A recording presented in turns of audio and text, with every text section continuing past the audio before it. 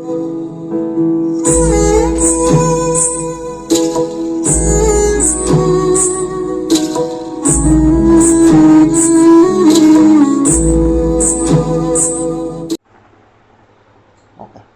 tau ko. Hai ma'am, ayo. Hi, ma'am. Khara na. Hai ma'am. Hi, ma'am. Ma'am puno po amuka Amputee Nao ko channel na tanam nok chari. Hangi samay to. Chunda na sunga si jay ke video da jaumi na le chunda jo ma'am puno po tanam nok chari hanai ko namta. Are you ma'am taram sorry? Yes. Ma'am ngasi jay ki wari se ai makhata wari li ko. Ngasi ai comment khara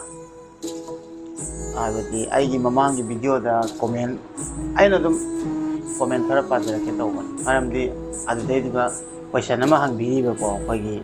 brother mana ai ki Tatkhiba Khong se masi kai to gre si hang mani masi ki matang se ani rak sure mahang na hang bi ba asina ai aduduna ai maram oi ba gi khumge khalle hai tare magi pau khum ba hai tare brother asiki mami ngai pa jarak ka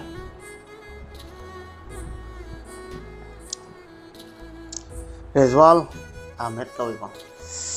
inaugi lawthokhiba khong do kaida thambi ki ke masigi matangda khara haibira u hai chuna da na yo chunda amjagi khong je kakkhare dara kakkhara matungda khong lehoba khong do adu kai torong mani kai chakhare na khalina Lewat lam. ha Lewat apa lam ni? laibak tapsela mani ba adu na traga tai kari kari khalina adu na hairo ya ai wanda question na mahangi mo ko adu me am lu khani ngam da ai khong je mamjai ge khong je kai chakhare nang first ubakan da kari khali mamjai je jumda lak ko kan khong di yaw dre nang khangi ko kai chakhare khalina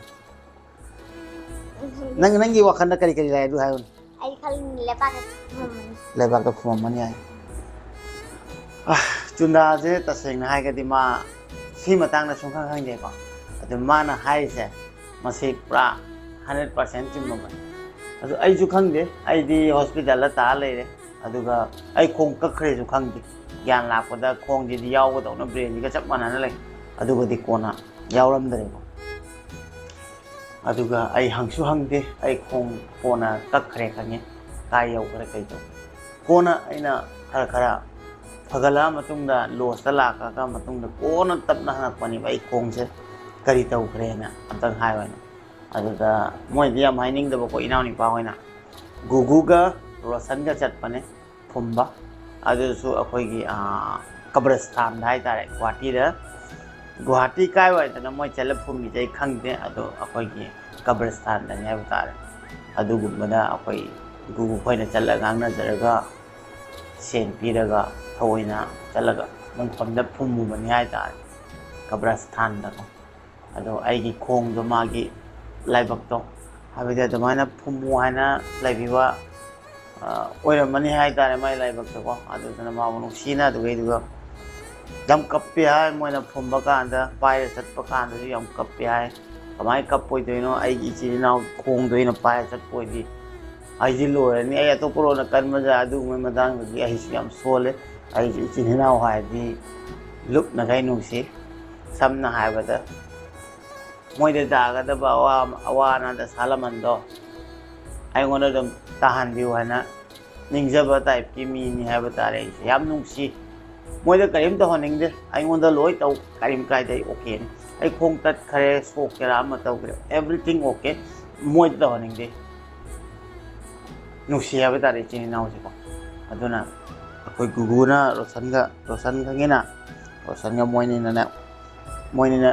gai to nga pure na adu ga na tawra ga phumni ba adu yam nungai te yam kap khi moi adu ai di yam uningi ai khong se habadi ma na ai bu 20 founder ai na poklak ba da gina ma na ngasi ai bu chat pa koi ba nungai ba bike thau ba gari thau ba everything khut samaga takpi ramme aduna ma bu aroi ba mikup oina ai kamaina uningoi de ne ko sok kera soi kera aduna ma boina uningi moina uhan gide photo lai ti hai em nam de hai adu pona ina tumini am chiet na khangak pada gidi rosan gi kakai ma chana pa ja रोशन की मनाक photo ले है खाने को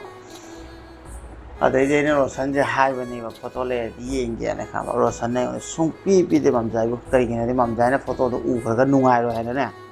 सुहा रोशन सुहा है गुगू हंगी लेते है नंग नुाइरो अखोई थमद्रे लोई कखर नोम सिद यूम लाभ फरे मैम फर रोशन नंग तसेंग नुसीदी अना है यापीबो फोटो माना कखरे खी लई अमतंग पीऊ है करीम तौर करीम खलो रोशन नंग याम हाइमलबनीना फरे सी फोल्डर जी लेबनी येंगो थोख्रगे रोशन से रिएक्शन करी होनी खंगना पाखतना थोख्रे है तारे किजमंदनको और रोशन अदुमाय तौरमदुगदी फाउद कईनोम तौरेबा अदु मतांग येंगे तौखार अदु मतुंग अइना थौना पुथोका मोबाइल से चंगगा येंबा कानदने अदुगदी पुनिंग नुंसी अदुगा पीचन करे नुंगाइते अदु रोशन उद्रिङाइदा तेथोय अदुगा इंकोन रोशन कौरे सिबु कईनो गायन वखंजे चाउथोगा को मोइदा उतै वानी सिबु कईनो नोइ म्याम करिगी लोलिनो सि आइगी थवाइने मसी सिने 2020 फाउदा खोंगचत करीनो माइबा कया मजे मान आई माउर कमाई मिराइ दोइनो ngasi मा 2020 फाउदे लेमे हुजिंगने योट किदो ले सी आइगी दमसना थवाइने हाबा तारेको अदुना फोटो दो सेव तौसिला थम्मे फोटो दो आई स्क्रीन उचरक सिनी म्याम सिनु सिदाउ आई म्याम दा उलोगे खलमी अदु म्याम ना सोइदना सिगुम पोची याम खंगनिंग मनी को उजु उनिंग मनी को अना आई उली से खन्थि चाबा दाय खन्थि चाबा चाजरगे बट म्याम ना नुसिबिबा येंनिंगम गदबदो आई खंगि पुनिंगदा असिगुमसे याम खंगनिंग मनी येंनिंग मनी अदुना आई म्याम दा नुसिदना आई फैमिली मकनी खलग उचरिनी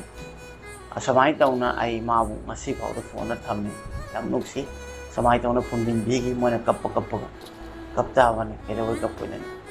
आई खोंग कखर मतुंगना ममजाई क्यामना कपी खंबा आई से खोंग तत्खर मतुंगना ने अनिरक उराव सराव कपी में कमाई कपी हाई को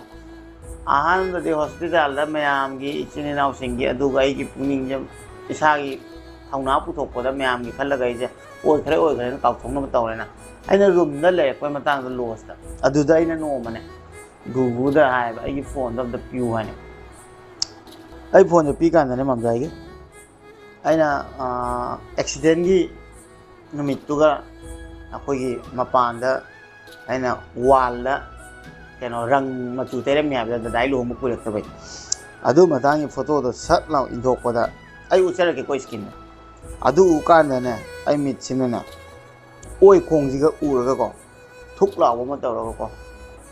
आइना अदु याम पुराव फ्राव कपे तौरिसे एमुने महने एमुने थादु चखरेना मा काय चखरे ततोनी खोंजे सी नुसिदा अदुदा गुगुना फोन जे तप मोलगा ततोन अदुना आई नोंदा येंगहनिंगम दबि नंग सिगुमदि येंगमा आई याम पुराव फ्राव कपे अदुनिम त पेनब कपे हॉस्पिटल लगी थोलकपदेने अदुना हामबनि उराव अदुदा गुगुना कोलगा तातो नंग कई कपीनो कई खनगनो अखोई लेजिदि आई लेजिदि नंग अदुगी दमतने फोटो नि काउथोखरो तातो ना आता लोई कपे अखोई नि पेना रोशन जो सोना फमुंग ताता न मा कपे लोइनो कपे आई जे पेन बादु द कपे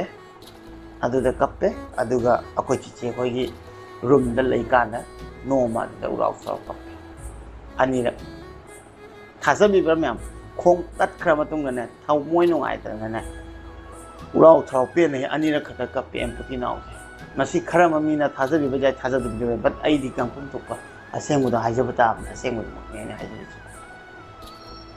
अदमाय तौनै खोंगे फ्रॉम करे अदुगा आई ngasi माबु फोन दा दम थम्मे एवरी फोटो हानगे नुसी लोय थम्मे आई याम नुसी मतांगी फोटो ले बट आई हुजिकान से आई हानै फोटो गसे आई डीपी दे फाउ थम्निंगदे अदुगा फेसबुक तसु चेंज तौनिदे मरम दि हानगे से आई से अभिजित से हानगे सिना अमनियाने खले वखान हादि खोंजेनि जाव आई सादा दुमने अनिरक तोवान बतम तोवे हुजिकी सिना आई सिना अमनि हानगे से फोटो अम होय थम्निंगदे हानगे से आई नत्तब दंग कैनोम दंग फीलिंग अम लाय हाय तारे सि आई की पुंगिंगे वारिनि को आई ओन समाय थोकोदि मतुनि अदुना याम नुंगाइते अदुबु आई खलम पोंदे ngasi moi sing ti na nungai na ngai pulli ko chunda de ngarang na han dei lai chunda mam jai manak la ko nungai bra mi chuppa dum nei tum phau yaw mai ko ma mai ma na ba ma lei hindi ba si ni ko we ade mai ma ma chindi putunu moi myam de ga tin na ga ne moi myam wa tin na ga lang ni na nungai na lei ga hin ha ba ta re hu ji matang ye face ni ai ma na ba sing je angak pa ni loi lamang busy orang mani khangi ko every masa life busy ni ko adu bu ai abadi ai gi lifestyle je tonga mane ko koi moina sangge da bagi lak ta bani ko ai karam to khatana kan de adu ai gi huji task ta di moi ni moi ga nungai thok pa hai ta de ai tom dana khata chang ne di yar adu no wakhan je nungai thok na every situation ni matung ina ko je handle to ba dai ko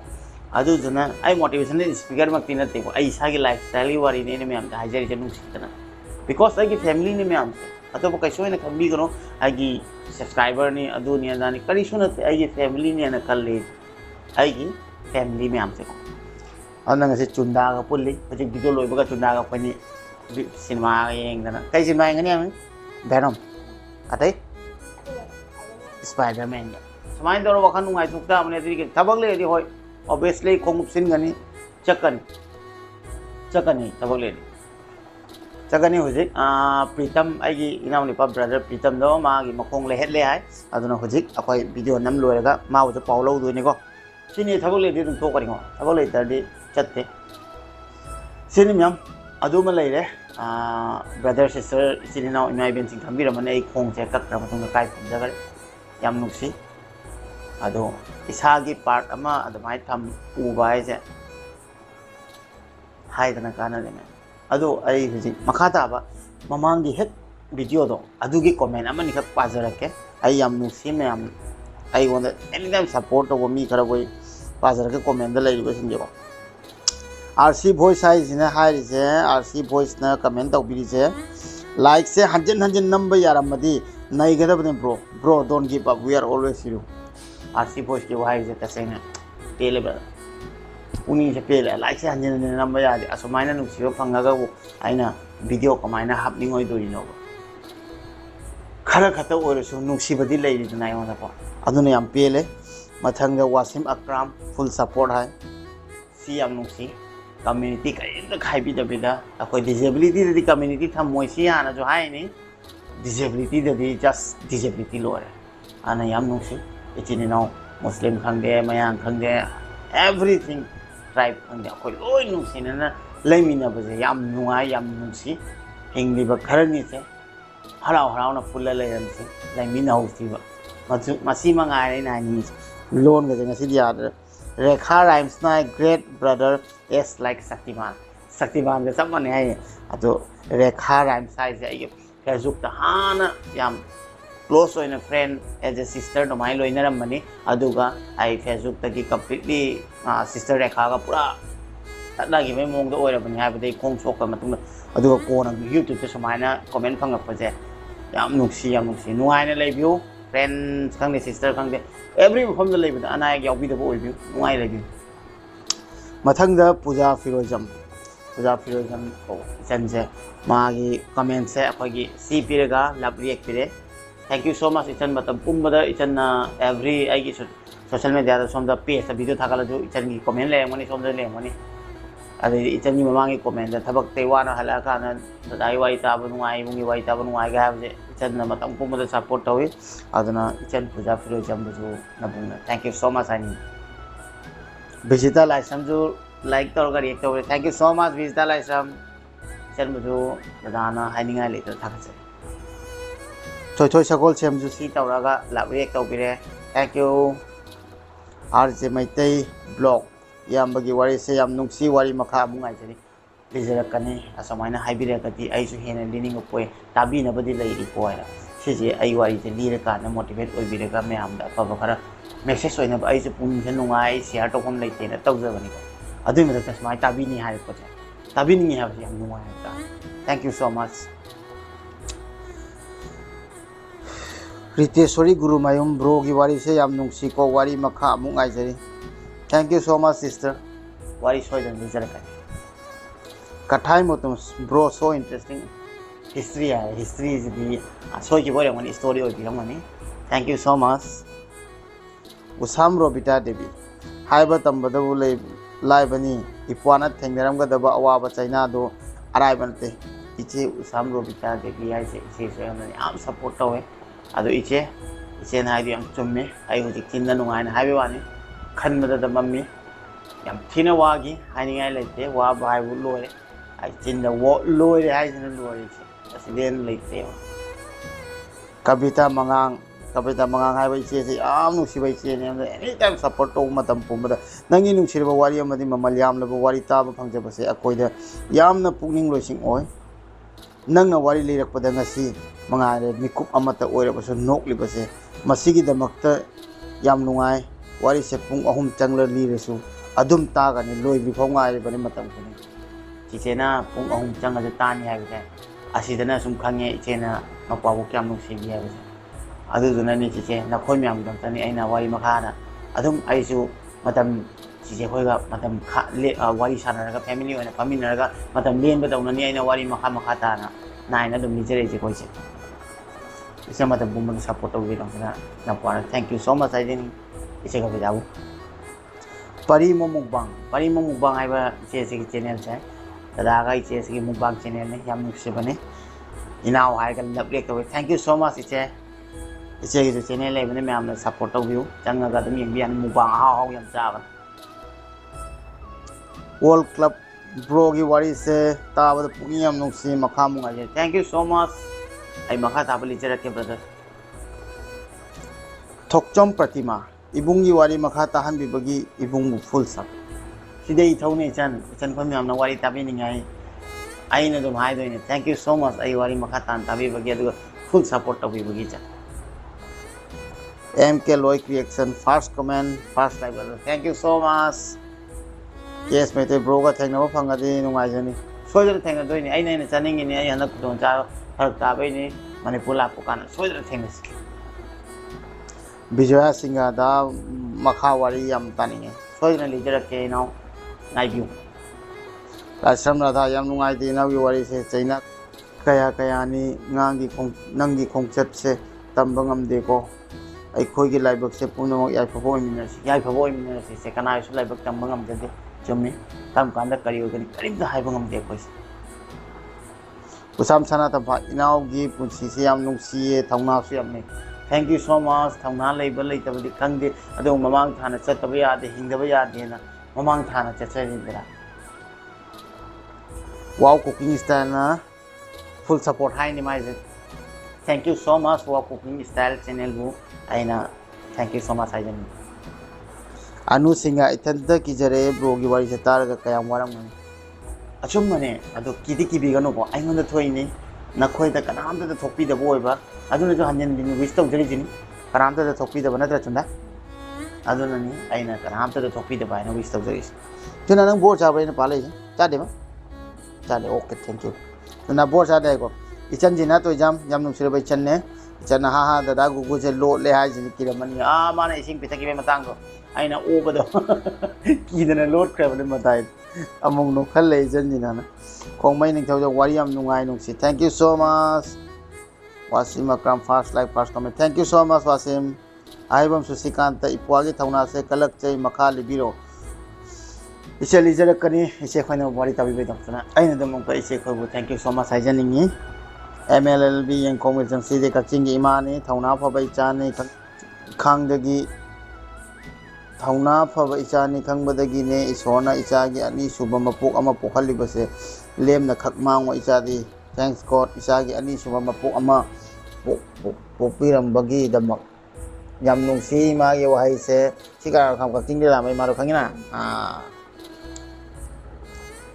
Bro की खोंग तो अमते येंगे bro सिनाम Sanjay ना bro की खोंग जन्ना bro आई उलकने आई खोंग की complete उलकने आई 100 की अवकान उच्चर के आई सी पुनिंग दा हाइजे की बदने में मांगे खंडम मने 100 की अवकान उच्चर के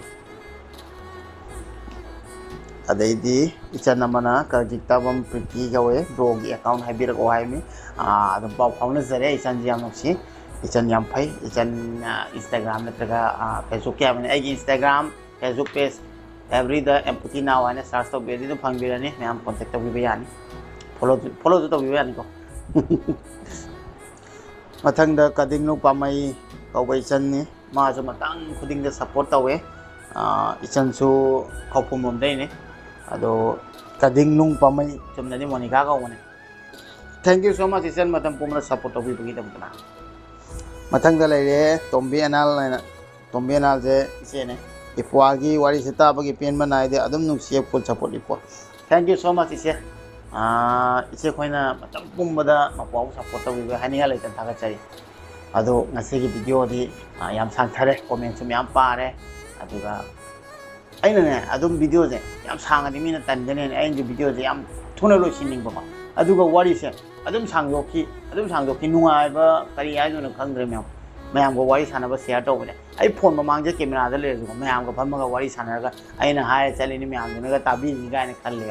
अदुना वीडियो जे दम सांगदोकि मैम वरो बि बयादि अदुनि आई खोंगे मतांग तबने अदुगा नुक्सी बो कमेंट ममांगी लोने पाजरे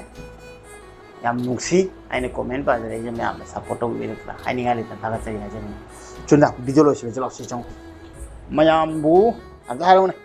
मैम बु कोई मम जाय वीडियो यंग मैम नै वीडियो यंग बई हाइनि गाले तगा चरि हाइरेंग वाले तबे थंगे लोरे माइ लोन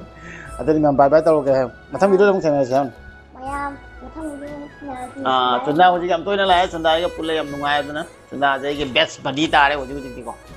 अदनि मैम मथम वीडियो दम सेना से नसी के बाय बाय लौजरगे बाय बाय चुना बाय बाय ओके चुना